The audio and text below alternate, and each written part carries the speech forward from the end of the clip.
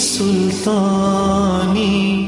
بسم اللہ الرحمن الرحیم. اللہ تبارک و تعالیٰ کے پاکیزہ نام سے ابتدا کرتے ہیں جو بہت مہربان نہایت رحم والا ہے. جیسے کہ آپ کو معلوم ہے کہ حضرت ابن عباس رضی اللہ تعالیٰ عنہ سے مروی حدیث چل رہی تھی جس میں عبد القیس کا ایک وفد نبی کریم صلی اللہ علیہ وسلم کی خدمت میں حاضر ہوا تھا اور انہوں نے درخواست کی تھی کہ آپ کو ہمیں ایسی تلقین فرمائیے کہ جس کو جو فیصلہ کن تلقین ہو، فیصلہ کن تعلیم ہو، اور اس کو ہم پچھلے والوں کو بھی خبر دیں جو ہمارے پیچھے لوگ رہ گئے ہیں اور اس کے سبب ہم داخل جنت ہو جائیں. تو نبی کریم صلی اللہ علیہ وسلم نے ان کو 4 چیزوں کا حکم ارشاد فرمایا اور 4 چیزوں سے منع فرمایا. جو پہلی چیز جس کا حکم دیا وہ یہ تھا کہ تم اکیلے اللہ تبارک و تعالیٰ پر ایمان لاؤ.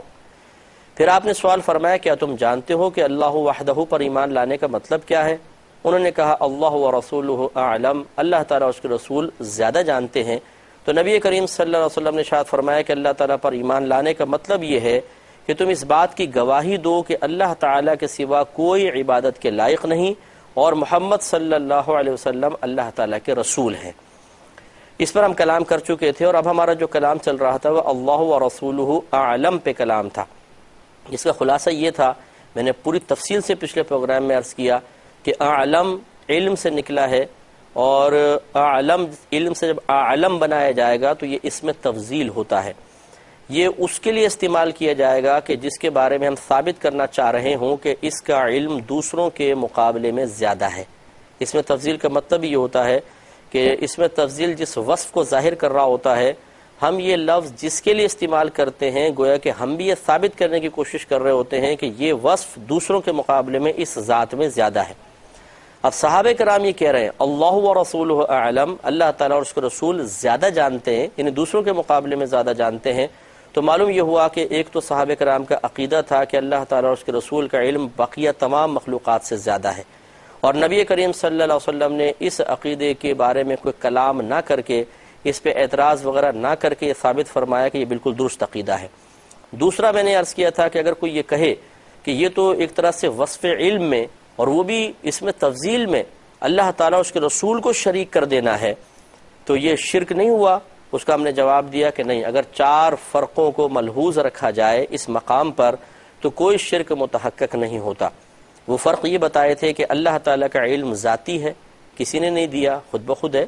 نبی کریم صلی اللہ علیہ وسلم کا عطائی ہے. اللہ تبارک و تعالیٰ کا قدیم یعنی ہمیشہ سے ہے، اور نبی کریم صلی اللہ علیہ وسلم کا علم پہلے نہیں تھا، اللہ تعالیٰ نے بعد میں آپ کو عطا فرمایا، تو یہ غیر قدیم ہوا. اللہ تعالیٰ کا لامحدود، نبی کریم صلی اللہ علیہ وسلم کے علم مبارکہ کی اس کے مقابلے میں کوئی نہ کوئی حد ہے. اللہ تبارک و تعالیٰ کا علم غیر فانی ہے، نہ اس پر فنا ممکن ہے نہ کبھی فنا واقع ہوگی. لیکن نبی کریم صلی اللہ علیہ وسلم کے علم مبارکہ اس کے مقابلے میں اس پہ فنا ممکن تو ہے لیکن واقع نہیں ہوگی. جو وہ اس کی میں نے دلیل آپ کو بتائی کہ اللہ تعالیٰ نے قرآن عظیم میں فرمایا وَلَلْآخِرَةُ خَيْرٌ لَكَ مِنَ الْأُولَى، اے حبیب کریم صلی اللہ علیہ وسلم آپ کے لیے ہر آنے والی گھڑی پہلے والی گھڑی سے فضائل و کمالات و برکات کے اعتبار سے بہتر ہے، پہلی سے بہتر ہے. جسے معلوم ہوا کہ علم کے اندر بھی اگر آپ دیکھیں تو اس کا مطلب ہوا کہ آنے والی گھڑی چونکہ پہلے والی گھڑی سے افضل ہے تو آپ کے علم بھی مائل بترقی ہوگا، کبھی اس میں تنزل ہی نہیں ہو سکتی. اس اعتبار سے معلوم ہوا کہ کبھی بھی نبی کریم صلی اللہ علیہ وسلم کا علم فنا تو نہیں ہوگا، لیکن اللہ تعالیٰ کے علم میں اور نبی کریم صلی اللہ علیہ وسلم کے علم مبارکہ میں، اس علم مبارکہ میں اور اس علم مبارکہ میں فرق کرنے کے لیے ہمیں یہ ماننا پڑے گا کہ اللہ تعالیٰ کا علم غیر فانی ہے اور نبی کریم صلی اللہ علیہ وسلم کے علم مبارکہ پر فنا کا واقع ہونا ممکن ہے، یہ اگرچہ الگ بات ہے کہ واقع نہ ہو. اس کے بعد میں نے آخر میں عرض کیا تھا اور بہت ہی امپورٹنٹ چیز ہے کہ اس سے یہ معلوم ہوا کہ اگر ذہن میں درست عقیدہ ہو اور زبان سے انسان کسی وصف میں اللہ تعالیٰ اس کے رسول کو بظاہر شریک کر رہا ہو تو شرک متحقق نہیں ہوگا کہ ان الفاظ کا اعتبار نہیں ہوگا. اصل میں تو اعتبار ان الفاظ کو ادا کرنے کے سلسلے میں جو پیچھے عقیدہ اور نیت کار فرما ہے اس کا اعتبار ہوگا. معاذ اللہ بعض اوقات انسان جہالت میں ایسی بات کہہ دیتا ہے کہ جس میں پھر اس بات یعنی اس الزام سے نہ انبیاء علیہم السلام بچ پاتے ہیں، نہ صحابہ کرام بچ پاتے ہیں، نہ اولیاء اسلام، نہ علماء اسلام. تو پھر یہ سوچئے کہ کیا ایسا شخص فلاح پا سکتا ہے جو ایسی بات کہے کہ جب اس بات کی گہرائی اور تہ تک پہنچنے کی کوشش کریں تو معاذ اللہ ثم معاذ اللہ انبیاء علیہ السلام، رسل اور صحابہ کرام علیہ الرضوان تک قابل گرفت نظر آئے، معاذ اللہ ثم معاذ اللہ، تو یہ درست نہیں ہے۔ تو یہ یاد رکھیں کہ اب جیسے مثال کے طور پہ اگر کوئی یہ کہے کہ اللہ تعالیٰ اور اس کے رسول نے ہمیں غنی کر دیا، تو اس میں کوئی حرج نہیں ہے کہ غنی کرنے کے وصف میں اگر ہم اللہ تعالیٰ اس کے رسول کا ایک ساتھ ذکر کر رہے ہوں، لیکن یہی چار فرق وہاں بھی ملحوظ رکھیں کہ اللہ کا غنی کرنا بغیر کسی کی مدد کے ہے، یعنی ذاتی، نبی کریم کا عطائی، اللہ تعالیٰ کا لامحدود، نبی کریم کا محدود، اللہ تعالیٰ کا غیر فانی، نبی کریم صلی اللہ علیہ وسلم کے غنی کر دینے کے اوپر فنا ممکن ہے، اور اللہ تعالیٰ کا یہ وصف قدیم اور نبی کریم کا غیر قدیم، تو شرک کہاں رہا؟ تو لہٰذا ایک ساتھ ذکر کرنے میں کوئی حرج نہیں ہے۔ یہ جیسے یوں کہہ دیا جائے کہ اللہ تعالیٰ اس کے رسول حفاظت فرماتے ہیں، اللہ تعالیٰ اس کے رسول نے کرم فرمایا،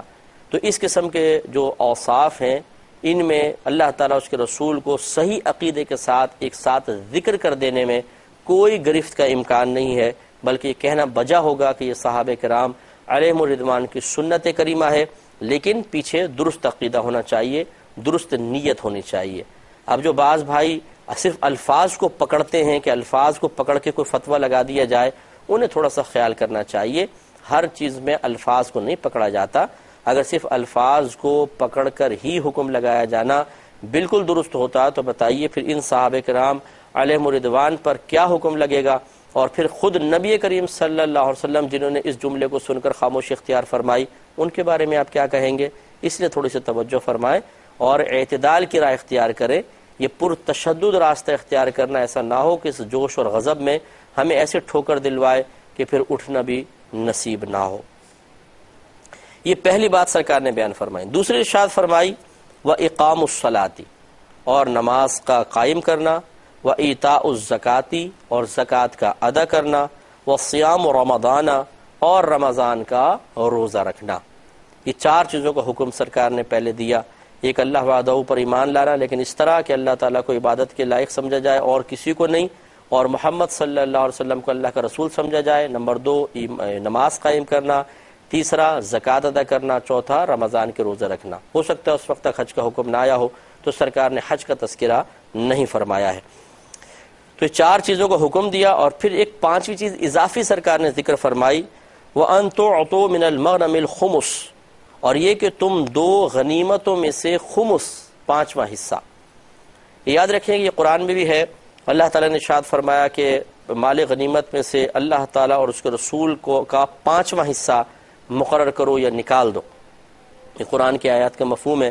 تو گویا کہ پانچواں حصہ جو تھا، جس کو عربی میں خمس کہتے ہیں، اگر ربع ثلث بولیں تو تیسرا حصہ، یعنی فعلن کا وزن جو ہوتا ہے، فعلن، یہ حصوں کا بیان کرنے کے لیے آتا ہے۔ اگر تین کو ساتھ ملا کے کہیں ثلثن تیسرا حصہ، ربعن چوتھا حصہ، خمسن پانچواں حصہ، سدسن چھٹا حصہ، سبعن ساتواں حصہ، تو یہ یعنی حصوں کے لیے استعمال ہوتا ہے۔ اب اس کو خمس کہتے ہیں، بعض اس کو خمس کہہ دیتے ہیں، خمس صحیح لفظ نہیں ہے، فعلن کا وزن ہے خمسن۔ تو ہوتا یہ تھا کہ جب کفار پہ حملہ ہوتا تھا اور جنگ وغیرہ کے بعد جو مال حاصل ہوتا تھا اس کو مال غنیمت کہتے تھے، اور اس میں سے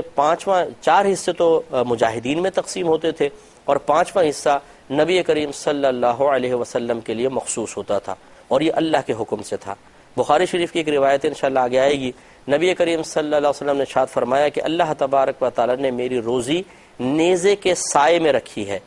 مطلب کہنے کا یہ ہے، سرکار پہلے باقاعدہ تجارت وغیرہ فرماتے تھے، آپ کو معلوم ہے بی بی خدیجۃ الکبریٰ رضی اللہ تعالی عنہا کا مال لے کر آپ باقاعدہ گئے ہیں اور آپ نے تجارت فرمائی ہے، لیکن خصوصاً ہجرت کے بعد پھر اللہ تبارک و تعالیٰ کے حکم کے مطابق آپ نے باقاعدہ کوئی ذریعہ معاش اختیار نہیں فرمایا، اور یہ نہیں ہے کہ کوئی معاذ اللہ سستی تھی، کسب کرنے میں کوئی آپ ہچکچاہٹ محسوس فرماتے تھے، بلکہ یہ اللہ کا حکم تھا کہ آپ اپنے آپ کو دین کے لیے بالکل فارغ رکھیں، اور مال غنیمت میں سے اللہ تعالیٰ نے آپ کے لیے پانچواں حصہ مقرر فرمایا، اور اس میں سے پھر سرکار اپنے اقربا، یتیموں، مساکینوں کو انہیں بھی دیا کرتے تھے، پانچواں حصہ سرکار کا تھا۔ اس سے دو باتیں معلوم ہوئیں۔ ایک بات تو یہ معلوم ہوئی کہ نبی کریم صلی اللہ علیہ وسلم کا ذریعہ معاش کیا تھا، جو باقاعدہ اللہ تعالیٰ کی طرف سے مقرر شدہ تھا۔ دوسرا یہ کہ اگر کوئی شخص نیک عمل کر رہا ہو اور بظاہر اس نیک عمل کے ساتھ اسے دنیاوی نفع ہو رہا ہو تو یہ کوئی جرم نہیں ہے اس دنیاوی نفع کو لینا، اور اگر کوئی یہ کہے کہ جی اس نفع کی وجہ سے آپ کو ثواب کیا ملے گا، یہ غلط ہے۔ جیسے نبی کریم صلی اللہ علیہ وسلم باقاعدہ دیکھیں جہاد فرما رہے ہیں اور کفار پہ حملہ کر رہے ہیں، لازم سی بات ہے کہ رضائے الہی کے لیے ہے، کوئی مال کے لیے تو نہیں ہے، معاذ اللہ ثم معاذ اللہ۔ اعلائی کلمت الحق یعنی حق کے کلمے کو بلند کرنے کے لیے نبی کریم صلی اللہ علیہ وسلم جہاد فرما رہے ہیں، لیکن جب مال غنیمت آ رہا ہے تو اس سے بظاہر نفع بھی حاصل فرما رہے ہیں، تو کیا معاذ اللہ ثم معاذ اللہ یہ کہنا بجا ہوگا؟ معاذ اللہ ثم معاذ اللہ کہ نبی کریم صلی اللہ علیہ وسلم کو ثواب نہیں ملے گا، کیوں؟ اس لیے کہ آپ نے اس کے بعد جب یہ جنگ ہو گئی تو پھر آپ نے نفع بھی تو لے لیا۔ تو یہ احمقانہ خیال ہوگا جو اس قسم کا بولے گا، تو شاید وہ تو دار اسلام سے خارج ہو جائے۔ یہ کوئی غلط نہیں ہے۔ اس کا مطلب یہ ہوا کہ اگر عمل اللہ تعالیٰ کی رضا کی خاطر کیا جائے عمل، اور پھر اپنے آپ کو دین کے لیے فارغ کرنے کے وجہ سے کہ ذریعہ معاش انسان اختیار نہیں کر سکتا، وہ کچھ تھوڑے بہت چیزیں لے لیتا ہے، اس میں کوئی قابل گرفت معاملہ نہیں ہے۔ میں دو مثالیں اور دیتا ہوں، پھر میں اس مسئلے کو اور واضح کروں گا۔ حضرت ابوبکر صدیق رضی اللہ تعالیٰ عنہ جب خلیفہ بنے، اور یہ ذکر انشاءاللہ بخاری میں آئے گا، ہم آپ کو اس وقت میں دوبارہ اس پر کلام کریں گے، کہ آپ امیر المومنین بننے کے بعد بازار میں چلے گئے۔ حضرت عمر فاروق رضی اللہ تعالیٰ عنہ نے آپ کو دیکھا تو پوچھا، یا امیر المومنین آپ یہاں کیا کر رہے ہیں؟ تو آپ نے ارشاد فرمایا کہ کیوں، اگر میں یہاں کسب نہیں کروں گا یعنی پیسہ نہیں کماؤں گا تو میرا گھر بار کیسے چلے گا؟ تو عمر فاروق رضی اللہ تعالیٰ عنہ نے عرض کی کہ حضور اگر آپ بازار میں کسب کرتے رہیں گے تو خلافت کا کام کیسے چلے گا؟ پھر باقاعدہ عمر فاروق رضی اللہ تعالیٰ عنہ نے بڑے صحابہ کرام سے مشاورت کی، اور حضرت ابوبکر صدیق رضی اللہ تعالیٰ عنہ کو معاشی مسئلے سے بالکل فارغ الذہن کرنے کے لیے آپ کا باقاعدہ ایک وظیفہ مقرر کر دیا گیا، جو بڑا قلیل اور مختصر تھا، لیکن بہرحال کر دیا کہ آپ یہ بس آپ کسب وغیرہ نہیں کریں گے، یہ آپ کو گھر پہ پہنچ جایا کرے گا اور آپ کار خلافت سر انجام دیں بالکل ذہنی یکسوئی کے ساتھ۔ اب کیا کوئی یہ کہہ سکتا ہے کہ چونکہ حضرت ابوبکر صدیق رضی اللہ تعالیٰ عنہ نے چاہے قلیل مقدار میں کیوں نہ ہو کار خلافت کرنے کے وجہ سے تھوڑا بہت دنیاوی نفع لے لیا تو آپ کو ثواب نہیں ملے گا؟ ایسا نہیں ہو سکتا۔ اسی طرح مجاہدین کی باقاعدہ تنخواہیں مقرر تھیں۔ جب حضرت امیر المومنین حضرت عمر فاروق رضی اللہ تعالی عنہ کا دور مبارکہ آیا تو آپ نے مجاہدین کی تنخواہیں ڈبل کر دی تھی، اور آپ کا یہ تاریخ جملہ کوڈ کیا گیا ہے۔ آپ نے فرمایا کہ اگر کرپشن کو ختم کرنا ہے تو مجاہدین کے تنخواہوں کو بڑھا دیا جائے، یعنی کرپشن ختم کرنے کا بہترین طریقہ آپ نے فرمایا یہ ہے کہ تنخواہیں بہترین کر دی جائیں، جو یورپ کنٹریز میں آج ان لوگوں نے اختیار کر لیا۔ ہمارے ہاں بیچارے جو بہت سارے حکومتی ادارے ایسے ہیں جن میں کام کرنے والے، خصوصاً پولیس کا شعبہ جیسے ہے، کہ اتنی کم تنخواہیں ہوتی ہیں ایک شخص کی کہ وہ بیچارہ خود اپنے ذاتی طور پہ خرچے پورے نہیں کر سکتا، چاہے جائے کہ بیوی بچوں ان کے خرچے پورے کرے۔ تو یہ پھر ہم ایک اس کو خود کرپشن کا راستہ دکھا دیتے ہیں۔ یہ نہیں ہے کہ معاذ اللہ اس کے لیے اب رشوت لینا جائز ہے، اس کے لیے اور کچھ کام غلط کام کرنا جائز ہو گیا، لیکن وہ مجبور ہو جاتا ہے بعض اوقات اس قسم کے معاملات میں انوالو ہونے میں کہ اس کو بہرحال اپنا گھر بار چلانا ہے، اپنا گزارا کرنا ہے۔ اگر ہم تنخواہیں، پولیس کی تنخواہیں زبردست کر دی جائیں، اتنی بہترین تنخواہ ہو جائے کہ انہیں کسی حرام مال کی طرف دیکھنے کی ضرورت ہی پیش نہ آئے، تو انشاءاللہ پھر دیکھیے کہ کتنا اچھے انداز سے کام بھی ہو سکتا ہے، اور یہ رشوت ستانی اور جو دیگر مطلب کرائمز ہوتے ہیں ان میں بہت حد تک رکاوٹ آ سکتی ہے۔ بہرحال معلوم یہ ہمارا جو موضوع تھا، ہم تو اس پر آتے ہیں کہ عمر فاروق رضی اللہ تعالی عنہ نے مجاہدین کی تنخواہ بڑھائی، اس کا مطلب مقرر تو پہلے ہی تھی، تو کیا ان مجاہدین کو جو جہاد کرنے کے لیے گئے ہوئے تو ثواب نہیں ملے گا اس لیے کہ وہ تنخواہ لے رہے ہیں، وہ پیڈ ہیں؟ نہیں،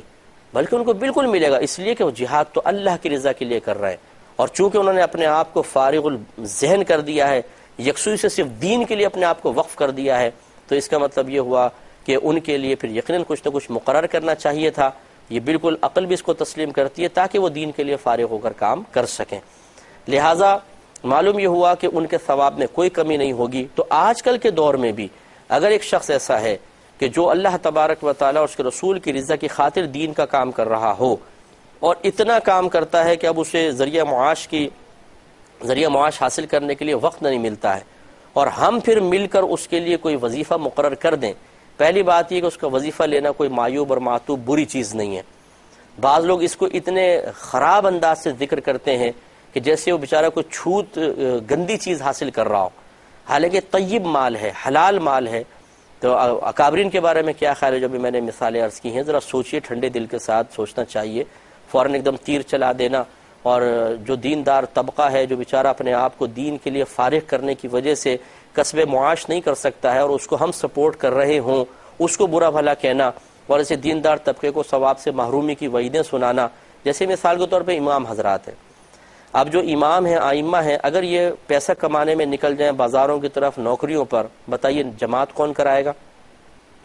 جماعت کا ٹائم ہو رہا ہے، لوگ موجود ہیں، پتہ چلے امام صاحب تو وہاں پہ جی بھنڈیاں بیچ رہے ہیں اتوار بازار میں،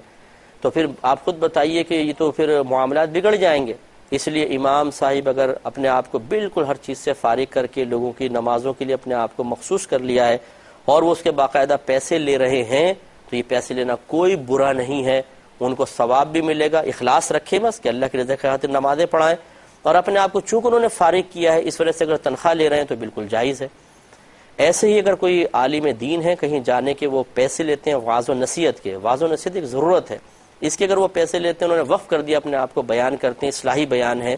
لوگوں کے عقیدے کی اصلاح کرتے ہیں، ان کے اعمال کی اصلاح کرتے ہیں، اور انہوں نے مطلب بس وہ اسی پیسے سے گزارا کرتے ہیں، تو ان پر یہ طعنہ زنی کرنا کہ دیکھو جی کمانے کے قابل تو ہے نہیں، یہاں بیان کر لی، یہاں سے کچھ پیسے لے لیے، یہاں بیان کیا، یہاں سے کچھ پیسے لے لیے، ایسے گزارا کر رہے ہیں، تو بھائی یہ کوئی بری چیز نہیں ہے۔ یہ تو اکابرین سے ثابت ہے کہ انہوں نے بھی اللہ تعالیٰ کے دین کی خاطر اپنے آپ کو مخصوص کر کے اس طرح کے فوائد حاصل کیے ہیں،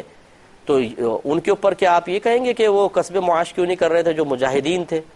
جو حضرت عمر فاروق نے جن کو بھیجا، جنہوں نے فتوحات کا سلسلہ کر کے آپ کے لیے آسانیاں پیدا کی تھیں، یہ جو سندھ تک ہمارے اسلام پھیلا ہے، یہ انہی مجاہدین کے ذریعے پھیلا ہے جو باقاعدہ تنخواہیں لیا کرتے تھے، تو اس پر تو کلام نہیں ہوتا ہے۔ اسلام آپ کو گھر بیٹھے مل گیا، اللہ کا شکر ادا کرے، ورنہ ہو سکتا ہے کہ ہمارے بڑے کافر ہی ہوتے اور ان سے کفر منتقل ہو کے ہم میں بھی آ جاتا۔ سوچنے کی ضرورت ہے۔ اسی طریقے سے مؤذن حضرات ہیں، بچوں کو قرآن پاک پڑھانے والے ہیں، یعنی جہاں ضرورت ہو، بلا ضرورت نہیں۔ ایک شخص یہ کہتا ہے کہ جی میں خالی بس بیٹھ کے لوگوں کے لیے دعائیں کروں گا، اور بس آپ مجھے 5 روپے تم دے دو، 10 روپے تم دے دو، 25 روپے تم دے دو، وہ اس طرح بیٹھ کے بس خالی دعائیں کر رہا ہے۔ دعا کوئی ایسی ضرورت نہیں ہے کہ جس کے لیے انسان تمام کسب معاش وغیرہ چھوڑ کر بیٹھ جائے اور اس نذرانے سے گزارا کرے، اس میں کوئی ضرورت متحقق نہیں ہے۔ اس لیے یہ بھی ضرور یہ کنڈیشن ضرور لگے گی۔ دیکھیں نبی کریم صلی اللہ علیہ وسلم کا وجود مسعود دین کی ترقی کے لیے ضروری تھا، کام ضروری تھے۔ حضرت ابوبکر صدیق، حضرت عمر فاروق، پھر مجاہدین، ان کے کام کی نوعیت کو آپ دیکھیے۔ اس لیے خلاصہ کلام یہ ہے کہ اگر کام کوئی اس نوعیت کا ہو کہ جو بالکل ضروری نہیں ہے، اور پھر وہ اس کو دینی کام قرار دے کر کسب معاش سے جان چرائے، یہ غلط ہے، یہ بالکل صحیح نہیں کہیں گے اس کو ہم۔ ہاں جیسے اب میں نے آپ کو مثالیں دیں، امام حضرات اگر یہ نہ ہو مسجدیں ویران ہوں گی، مؤذن حضرات یہ نہ ہو اذان کون دے گا، بچوں کی تعلیم قرآن پر اجرت لینا اگر اس کو جائز قرار نہ دیا جائے مثال کے طور پہ، تو بچے ہمارے قرآن سے دور ہو جائیں گے، حافظ کیسے پیدا ہوں گے؟ ان میں ضرورتیں متحقق ہیں۔ ایسے علماء اسلام جو واقعی اخلاص کے ساتھ عقیدے کی اصلاح کر رہے ہیں، بیانات کر رہے ہیں، یہ سب سے بڑی ضرورت ہے، زبردست ضرورت ہے کہ اگر بیانات نہ ہوں تو لوگوں کی اصلاح کیسے ہوگی؟ اب اگر یہ اس کی تنخواہ لیتے ہیں باقاعدہ تو یہ بالکل ٹھیک ہے، کیونکہ ضرورت متحقق ہے۔ تو یہ میں نے ایک اصول آپ کو بتا دیا، اس سے آپ اندازہ کر سکتے ہیں کہ جس کام کو نیک عمل کہا جاتا ہے لیکن اس میں کوئی دین کی بڑی ضرورت شامل نہیں ہے، اس کی اجرت طلب کرنا مناسب نہیں ہے۔ باقی انشاءاللہ اللہ تعالیٰ کرم فرمائے گا۔ امید ہے کہ آپ ہماری بات سمجھ گئے ہوں گے۔ انشاءاللہ بقیہ باتیں نیکسٹ پروگرام میں کریں گے۔ وآخر دعوانا ان الحمدللہ رب العالمین۔ اے اللہ دین تیرا ہم پہ احسان، تکمیل انسانی